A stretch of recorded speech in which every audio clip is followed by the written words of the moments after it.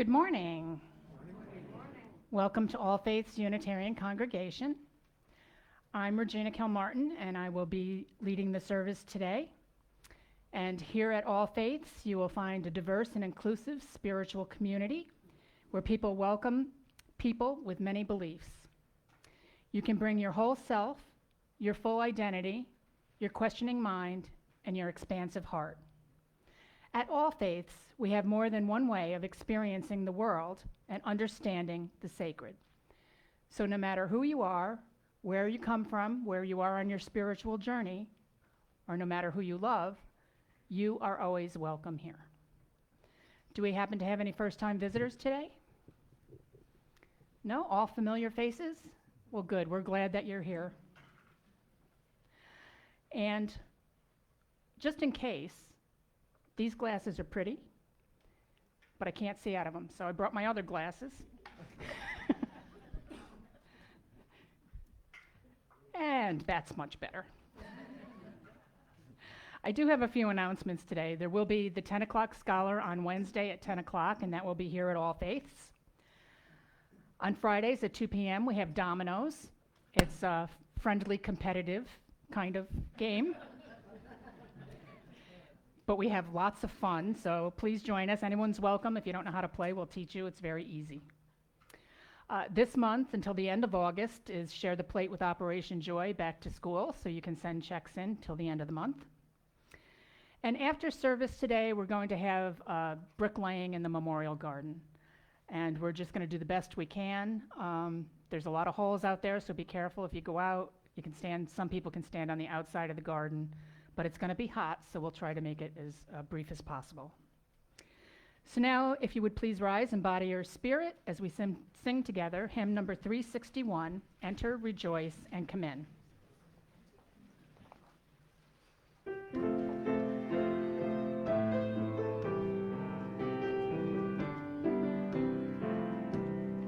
Enter, rejoice, and come in. Enter, rejoice, and come in.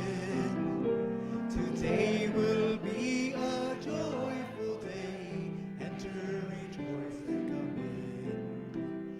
Open your ears to the song. Open your ears to the song. Today will be a joyful day. Enter, rejoice, and come in. Open your hearts, everyone. Open your hearts, everyone. Today will be a joyful day. Enter, rejoice, and come in. Don't be afraid of some change. Don't be afraid of some change. Today will be a joyful day. Enter, rejoice, and come in.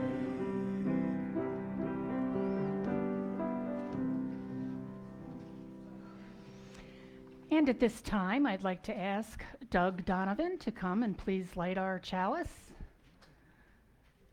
Doug is visiting from New Hampshire. He and Richard's sister Sheila were members and then moved north for a little while. If you would please recite the words that are in your order of service. We light this chalice as a symbol of our faith. May our many sparks meet and merge in communion of heart and soul.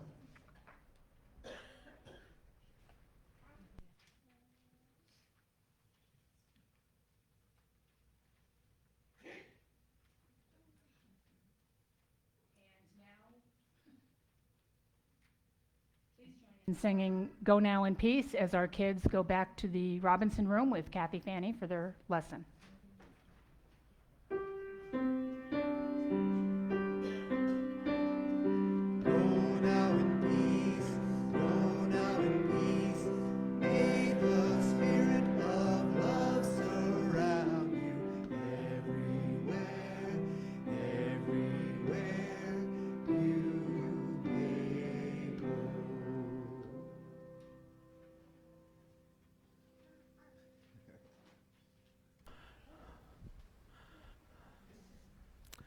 You might remember how much you have to pack up and take with you when you have a small child.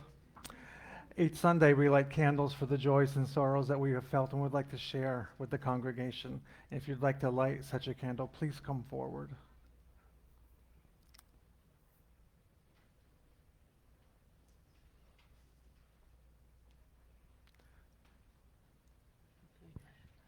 My name is Pam, and a year ago, August, I came to this church looking for some support around a partner who was near death. And we had moved here a little while before that, but with COVID and most of our friends being snowbirds and nobody was here, and our families and our children being far away and not able to come, it was a real scary place to be alone. Now, I can make a short story long, so I'm going to try to be real quick. But anyway, here we are a year later, and she again almost passed away, but she didn't. She's good. And so we were in kind of the same place. But what I want to say is I am so glad I found this place. And I mean, there were all kinds of things that made me glad. I came in the door, and Fran is a retired OBGYN nurse practitioner. So am I. But she lived in Wisconsin, and I lived north of Philadelphia. And we knew some of the same people. So it was amazing. But there's been all kinds of things like that. And so I just want to say my appreciation to all of you. I feel like I found a spiritual home, but I also feel like I found my people. And living in Florida, sometimes that's scary. It's a little scary. And I want to thank CJ when I first came, and Joyce, and a lot of people. But we made some really good friends. But just one more thing. My partner made the mistake of saying church when I first did this, and she's like this about church. And I said, it's not a church, but she thinks it's a church. So we've been bringing people to the house. And the thing that might get her is the chili contest, if it's here. But thank you all. Thank you.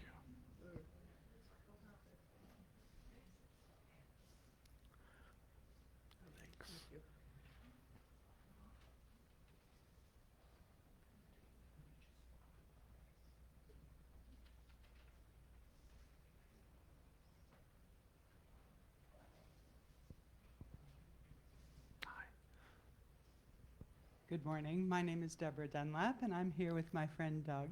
And I am also so grateful to have found this church.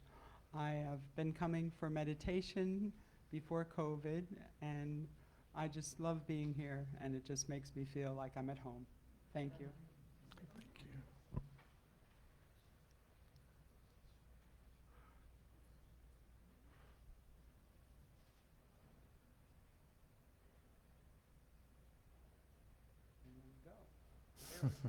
Thank you.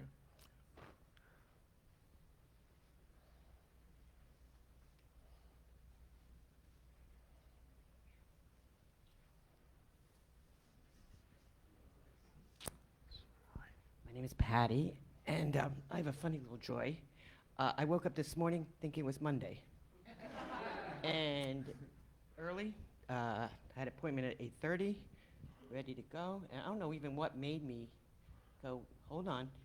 But then I realized, oh, I'm going, right, Sunday's church. I call church, but it doesn't. And I've just newly kind of discovered here. I've lived here a while. I've been to Unitarian churches before, but I'm just really joyful that I could be here. So, very cool. And it's not Monday.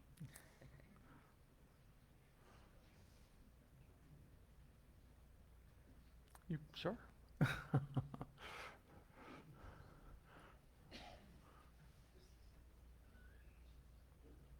Would anyone like me to bring the candle to you, or the microphone? To you. Okay. I light this final candle for the joys and sorrows that remain silent and in our hearts.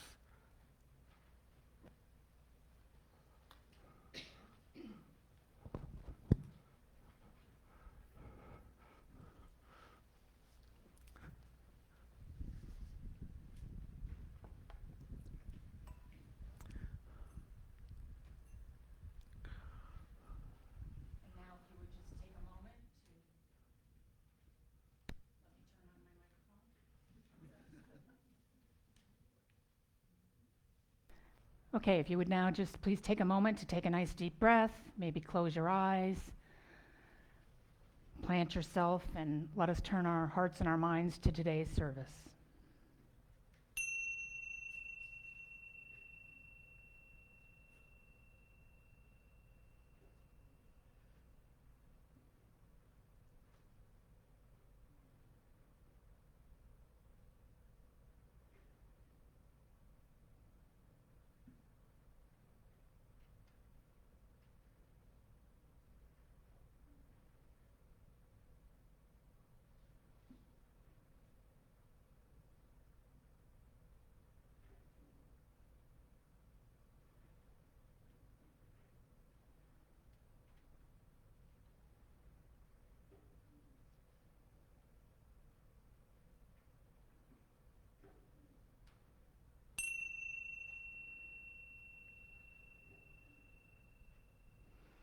And now, if you would please rise in body or spirit as we sing hymn number 123, Spirit of Life.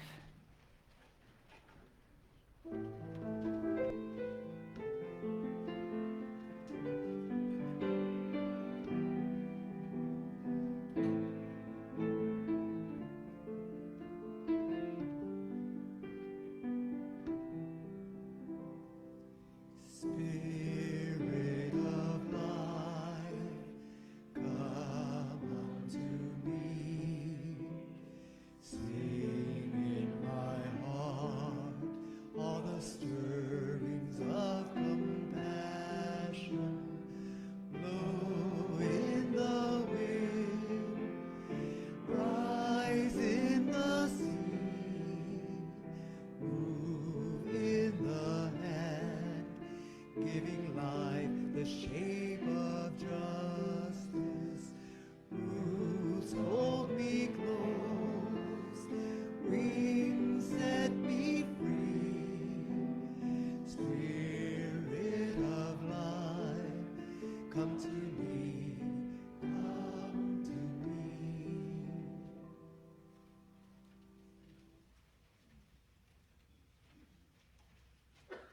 In this hour together, may we be open to a rededication of treasured friendships, a renewal of spirit.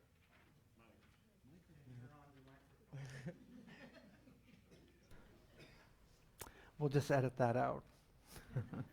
In this hour, may we be open to a rededication of treasured friendships, a renewal of spirit. And may we relinquish the worries and anxieties of the past week, if for just this hour, and regain our hope, our strength, our gratitude through this community of faith. It is good to be together.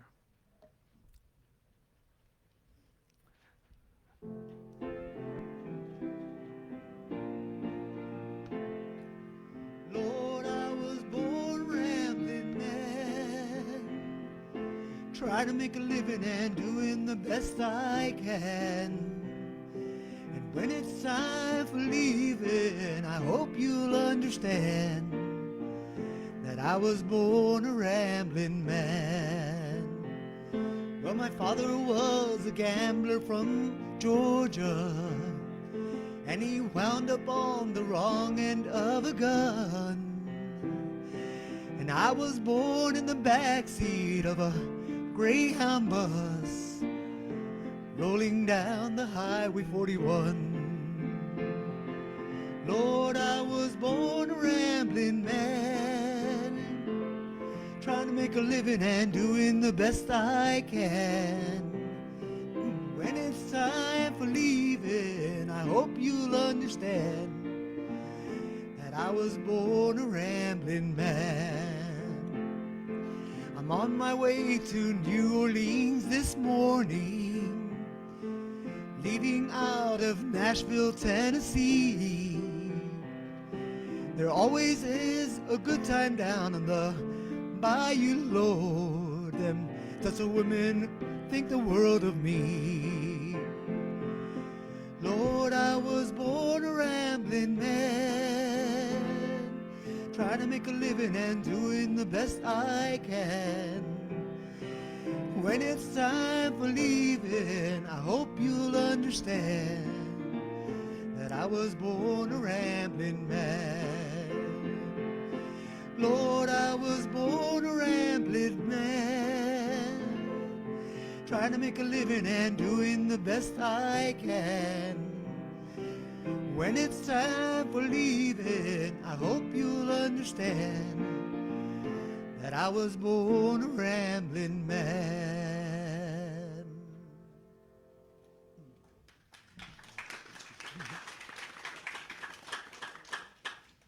Carlos. Today's reading is entitled Big Risk, Big Roller Coaster by Jim Rockey. I believe in taking risks, little risks, big risks, calculated risks, even crazy risks. With a little conviction and a lot of optimism, I'll even bet the proverbial farm. Why? Because life is all about taking chances, and every once in a while, beating the odds. That's what my dad used to tell us, anyway. It was his unique tutelage that taught my sister, brother, and I how to bet on the ponies and to always double down on 11. It also taught us how to bet on life. The thought of his kids being afraid to try something new cut to the old man's core, so he'd push us off the dock, force us to try escargot, and when we wouldn't venture out beyond the teacups at the amusement park, these were his words of encouragement. You know the ride at the kiddie park that you love, the Little Dipper? Well, this ride is called the Big Dipper. It's the Little Dipper's older brother.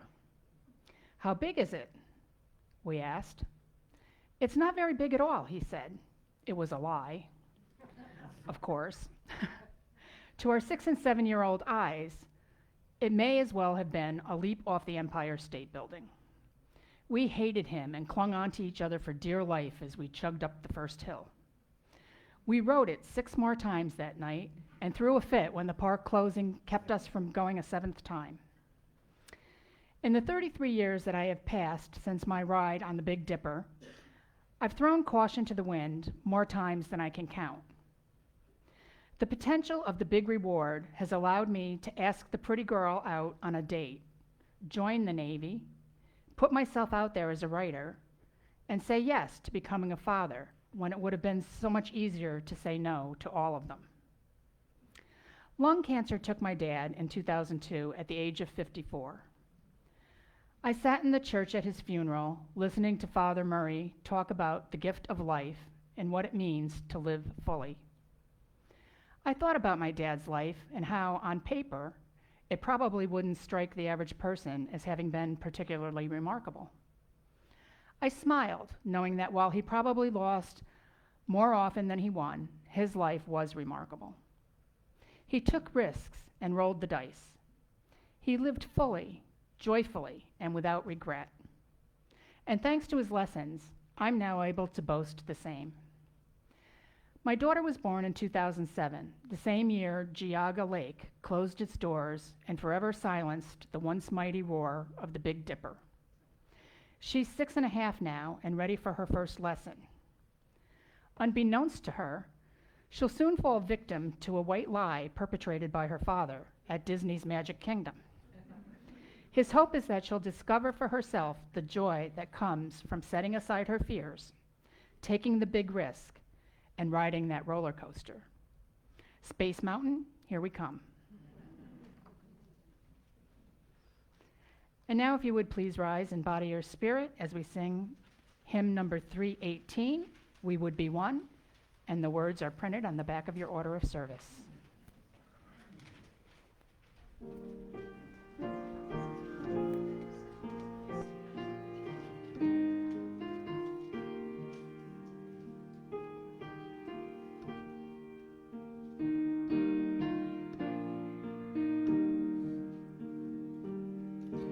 We would be one as now we join in singing our hymn of love to pledge ourselves anew to that high cause of greater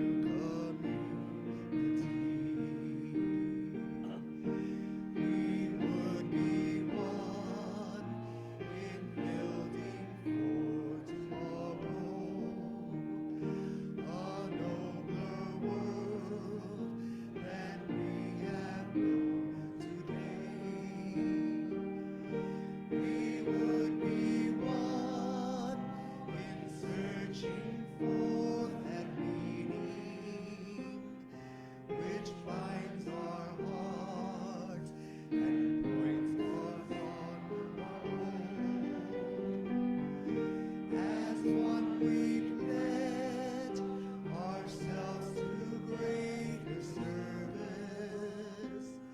with love and justice strive to make us free.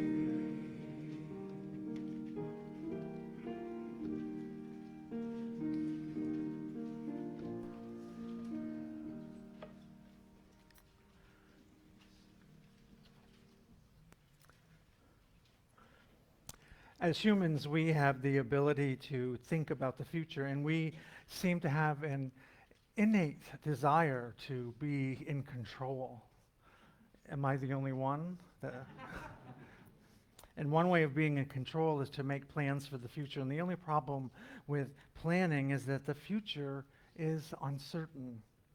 And we tend to plan for the future based on our past. But if we look at the past honestly and compare it to the present, we see how much has changed and how much of that change was beyond our control, things out of our control. And our forebear, Ralph Waldo Emerson, had some ideas.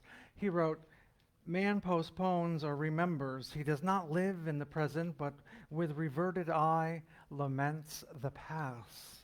Or heedless of the riches that surround him, stands on tiptoes to foresee the future. And Emerson's assessment rings true. How many of us get stuck in the past, hashing over events long past, and clinging to regrets, or mourning an often idealized memory of what used to be, while the chance to shape what is slips by, passes us by? And what about the future?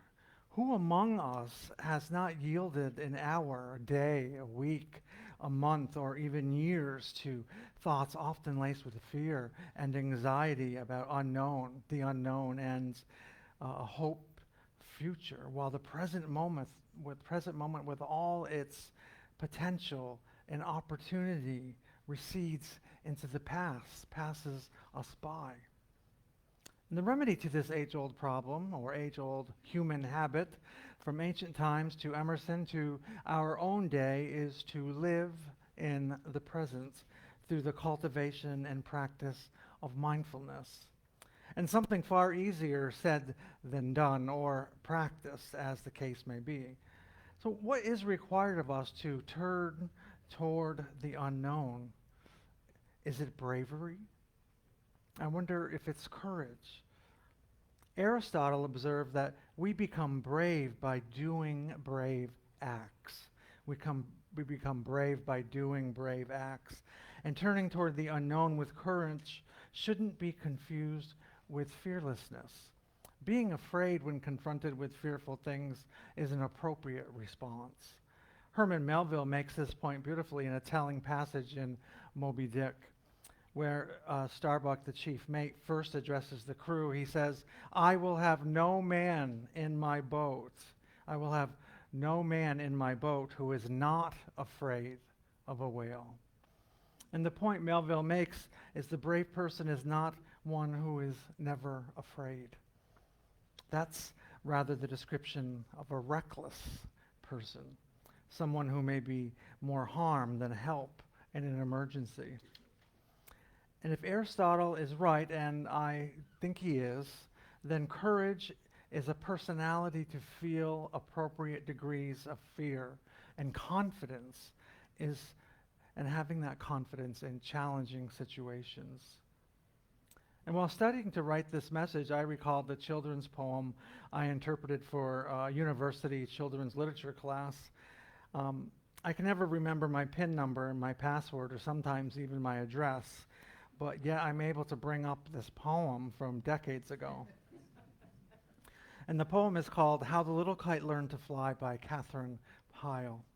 And in this poem, the brave little kite is about courage.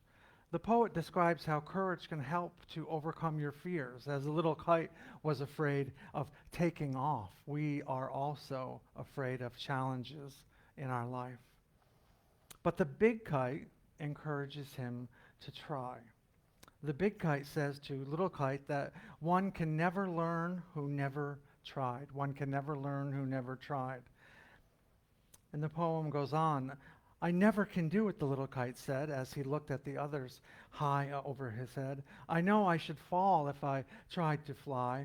Try, said the big kite, only try, or I fear you will never learn at all. But the little kite said, I am afraid I'll fall. And the big kite nodded. Well, then goodbye, I am off. And the big kite rose toward the tranquil sky. Then the little kite's paper stirred at the sight. And trembling, he shook himself free for flight, first whirling and frightened, then braver grown, and up he rose through the air alone. Until the big kite looking down could see the little one rising steadily, then how the little kite thrilled with pride, and he sailed with the big kite. And while far below he could see the ground and the boys like small spots, they were moving around. And they rested high in the quiet air, and only the birds and clouds were there. Oh, how happy I am, the little kite cried, and all because I was brave and I tried. The field of psychology has shown that people prefer certainty over uncertainty, and we prefer our leaders to be decisive. I could say a whole nother sermon on that line alone. We do prefer our leaders to be decisive, and we are constantly being told to take control of our lives. And studies have shown that when given a choice, people will choose the option of knowing they will receive an electrical shock over the option of maybe receiving an electrical shock or not. So let that sink in for a minute. People will choose certain pain over the possibility of no pain. And we have a tendency to choose the known over the unknown, even when the known is unpleasant. And these studies give us some insight into why it is that people tend to stay in or go back to abusive relationships, for example. They may even give insight into why we continue to find ourselves at war, even when we know the deadly consequences of war, or pour into the streets during a deadly pandemic. We seem to have a built-in aversion to uncertainty and a built-in preference for that which we know. And you may have seen the cartoon that shows 3 booths at a fair.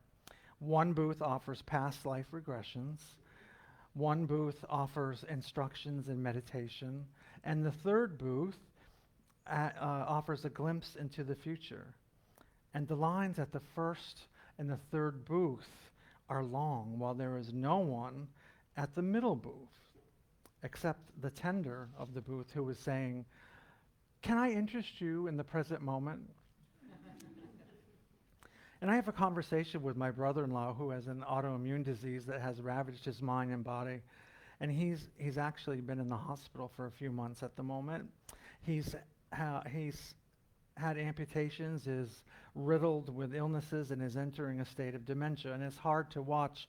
And he told me that there were days when he was so low because of he lost his abilities to function. And day by day, he became more reliant on medical equipment, medications, and strangers coming into his home to care for him. And I asked him how he pulls himself out and up of that dark place. And he told me that a few years ago, he decided to stop thinking about what he couldn't do and what his future would be or would have been, and to simply get up and face each day one at a time. And he said he realized that he was not in control of the unknown, and trying to control uncertainty created a debilitating anxiety. And he freed himself of that by living in mindfulness. Joanna Macy, a Buddhist practitioner and environmental activist, put it this way: when you make peace with uncertainty, you find a kind of liberation. You are freed from bracing yourself against every piece of bad news and from constantly having to work up a sense of hopefulness in order to act, which can be exhausting. And there's a certain equanimity and moral economy that comes when you are not constantly computing your chance of success. We all have known times of uncertainty, waiting for test results from the doctor, waiting for approval from the bank, waiting to find out if we have been accepted to the school of our choice, waiting to find out if we got the job we applied for, waiting for your visa, waiting for a new minister. Especially in these times when we are at the mercy of what's going on around us in the world, the unknown. We are at the mercy of the unknown. And when I have been in these types of situations, I find myself saying to my closest friends and loved ones, the not knowing is the worst. Even if the news is bad, I know what to plan for. The not knowing is the worst. The truth is that we never know for sure what the future will be like, at least not with any degree of certainty. Religion has a role to play in dealing with uncertainty. And what does our Unitarian faith have to offer in such times as these? We offer a wide path where people of diverse beliefs can walk together in search of truth. We offer a middle way between the past and the future, embracing the here and the now as holy and sacred. We offer a community of companions to help us slay the anxiety dragons that live within uncertainty. And we offer a religious perspective that is open to new insights and understandings, a religious perspective that sees doubts and questions as necessary attendants of faith. And we offer a spiritual practice of humility, bowing before the great mysteries of life that are beyond our knowing. We offer shelter from the storm, a gathering place where we give to each other, where we provide for human needs as best as we can. We offer the freedom that comes in knowing that we are not in control of future outcomes, that we are part of something larger than ourselves, and we can only control our own actions. Yet when we unite our efforts towards the common good, we have a greater impact. We offer forgiveness and freedom from judgment when life turns out differently than we had planned. And we offer the wisdom of uncertainty and the grace that comes with knowing that reality is a lot like water that cannot be tied up in neat paper packages, but has a flow of its own. The poet Rilke says, "Be patient toward all that is unsolved in your heart and try to love the questions themselves, like locked rooms and like books that are now written in a very foreign tongue. Do not now seek the answers which cannot be given you because you would not be able to live them." And the point is to live everything. Live the questions now. And perhaps you will then gradually, without even noticing it, live along some distant day into the answer.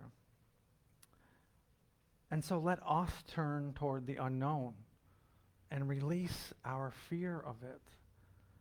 We are in today. The Florida sun is shining. There are likely birds singing in your neighborhood. Unring your hands and let go and bask in the here and now in the glory of today. May it be so.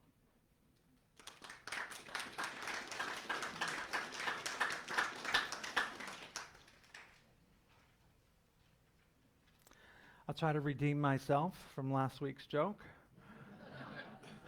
But before I do, I'd like to thank you for your generosity that enables All Faiths to live its mission and our values in our community and beyond. And if you're watching from somewhere other than the sanctuary this morning, please, if you'd like to make an offering, follow the directions listed under the video you're watching. So the Buddhist approached the hot dog vendor and asked, "Make me one with everything." And when he received lunch, he handed the vendor a $20 bill and waited and waited and waited until he had run out of patience. "What about my change?" the Buddha said.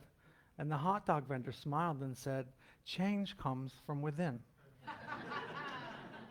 The morning offering will now be given and received.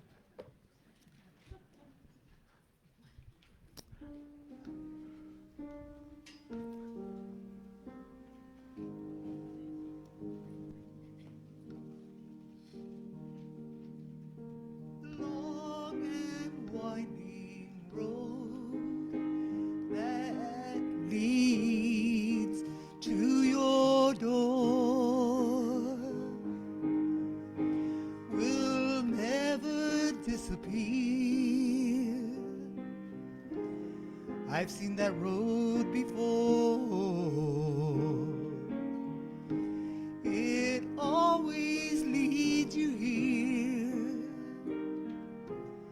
leads me to your door. The wild and windy night that the rain washed away has left a pool of tears, crying for the day. Why leave me standing here? Let me know the way.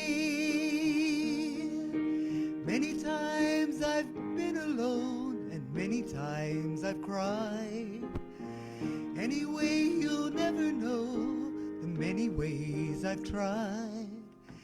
And still they lead me back to the long, winding road.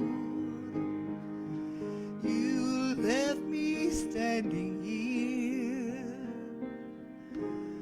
a long, long time ago. Don't leave me waiting here. Lead me to the door.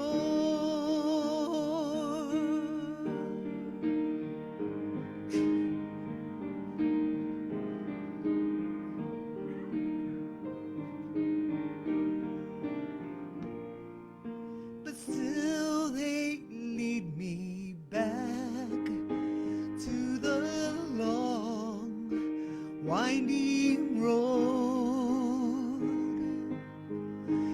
You left me standing here a long, long time ago. Don't keep me waiting here. Lead me to the door. Yeah, yeah, yeah, yeah.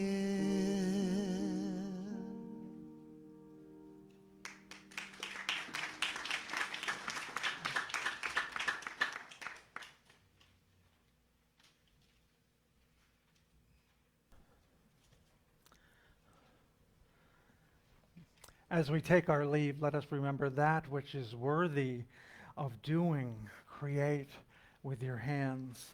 That which is worthy of repeating, speak with a clear voice. And that which is worthy of remembering, hold in our hearts. And that which is worthy of living, let us go and live it now. Blessed be. Always look on the bright side of life. Always look on the right side of life.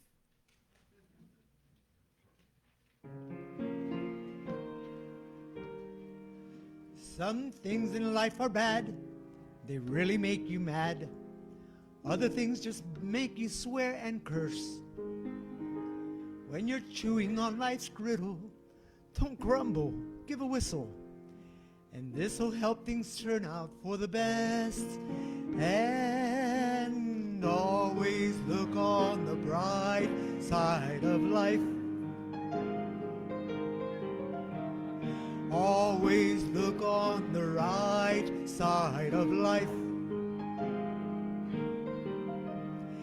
life seems jolly rotten, there's something you've forgotten, and that's to laugh and smile and dance and sing. When you're feeling on the dumps, don't be silly chumps. Just purse your lips and whistle, that's the thing. And always look on the bright side of life. Always look on the bright side of life.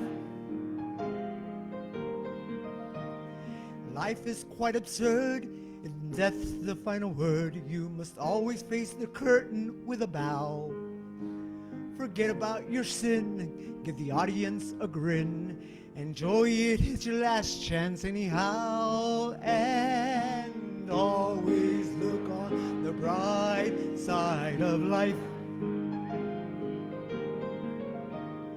Always look on the right side of life. And life is quite absurd, and death's the final word. Life's a laugh and death's a joke, it's true. You see it all to show, keep 'em laughing, let it go. Just remember that the last laugh is on you. And always look on the bright side of life. Always look on the bright side of life. Let's repeat that one. Always look on the bright side of life. Always look on the right side of life.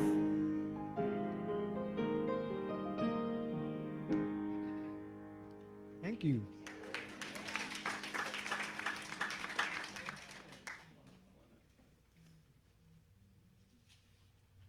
Thank you, Carlos.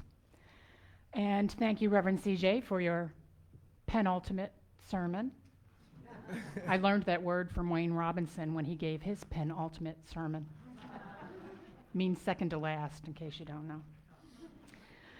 I'd like to thank Sharon for recording, and Ed on sound, and Joyce Schaefer for the beautiful flowers that she always brings.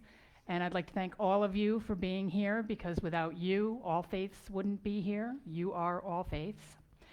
And now we will proceed out to the Memorial Garden. Please take your time, be careful. If you go into the Memorial Garden, watch you don't step into a hole. And before we do that, I'm gonna ask Doug to come and please extinguish the chalice. If you would recite the words that are in your order of service. We extinguish this flame, but the light of truth, the warmth of community, or the fire of commitment. These we carry in our hearts and out into the world. Thank you.